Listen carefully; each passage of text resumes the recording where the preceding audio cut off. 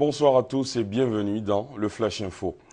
Hier en début d'après-midi, le président de la République s'est entretenu avec l'artiste Frédéric Ewi Mewe.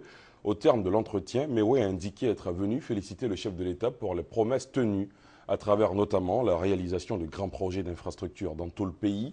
L'artiste a ajouté être heureux et fier d'avoir enfin un interlocuteur à la tête de l'État qui a envie de poser des actes pour redorer le blason du pays. Pour terminer, Mewe s'est dit prêt à mettre à son expertise en matière de musique et de culture au service de la nation. La Direction générale des impôts sera la bonne voie de respecter ses engagements dans le financement du budget de l'État ivoirien sur une prévision de 746,7 milliards de recettes à recouvrer à fin juin 2014. La structure financière a mobilisé 794,5 milliards de francs CFA, soit un écart positif de 27,9 milliards de nos francs. Des informations communiquées récemment au cours d'un séminaire bilan auquel ont pris part des responsables de l'administration fiscale. Le ministre de l'Agriculture, du Bétail, de l'Alimentation, de la Pêche maritime et des espaces verts de la région autonome de Catalogne, c'est en Espagne, était en visite hier et avant-hier en Côte d'Ivoire. Le ministre espagnol de l'Agriculture s'est entretenu avec son homologue ivoirien Mamadou Sangafoua Coulibaly, un tête-à-tête pour renforcer la coopération entre l'Espagne et la Côte d'Ivoire dans le domaine agricole. Reportage. Au quotidien, ce sont des centaines de tonnes de produits vivriers qui périssent dans les champs de production et dans les villages, faute de routes praticables et de coûts élevés de location des véhicules de transport.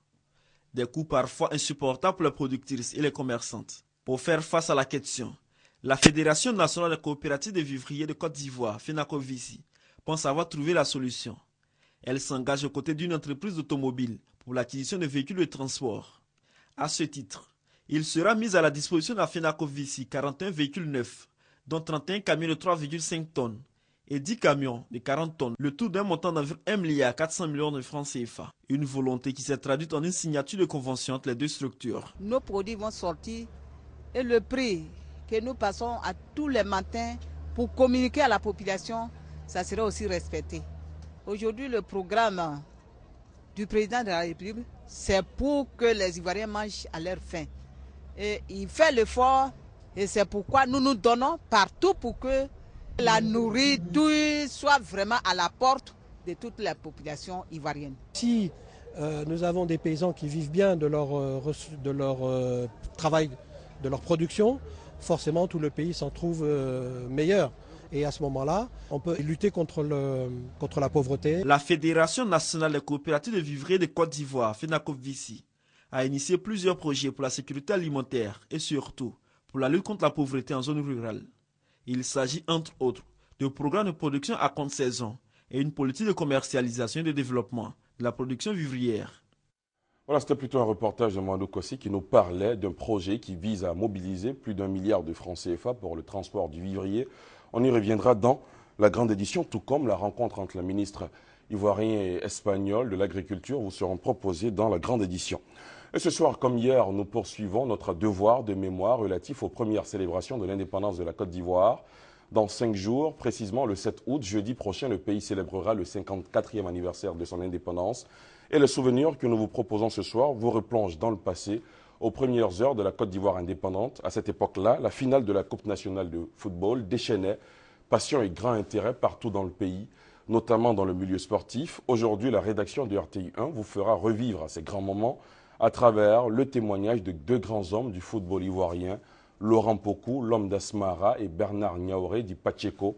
Leurs témoignages et récits vous seront proposés dans la grande édition. À l'étranger, les 3 pays ouest-africains les plus en proie au virus Ebola ont décidé de mettre en place un cordon sanitaire autour de l'épicentre de l'épidémie, une zone située à leurs frontières communes, annonce faite à l'issue du sommet régional de l'Union du fleuve Mano à Conakry.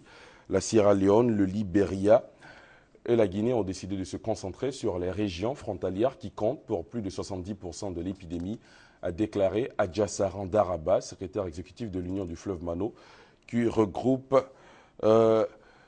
ces pays plus la Côte d'Ivoire. Reportage. Ebola est bien réel, laissez-nous endiguer sa propagation. C'est le mot d'ordre dans les rues de Monrovia.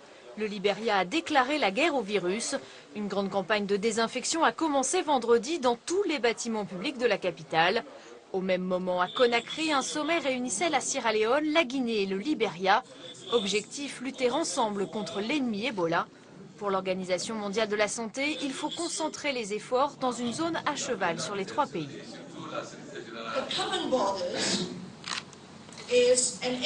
Cette frontière commune concentre 70% des cas d'Ebola. Et ces cas se propagent à d'autres villes des 3 pays. Donc je veux les remercier de leur détermination à agir ensemble dans cette zone absolument prioritaire. Les 3 chefs d'État ont en effet décidé de créer une sorte de cordon sanitaire autour de cette région frontalière. Pas de fermeture totale des frontières, mais des contrôles policiers drastiques. Ces préfectures ou ces localités seront un peu isolées et l'intervention sécuritaire sera maintenue pour permettre à tout un chacun de restreindre, il faut lui dire, de réduire le mouvement, la circulation des éléments dans ces endroits. Selon l'OMS, le virus Ebola progresse plus vite que les efforts pour l'endiguer. L'organisation exhorte donc la communauté internationale à aider les pays touchés. Une réunion extraordinaire est prévue les 6 et 7 août pour faire le point sur l'épidémie.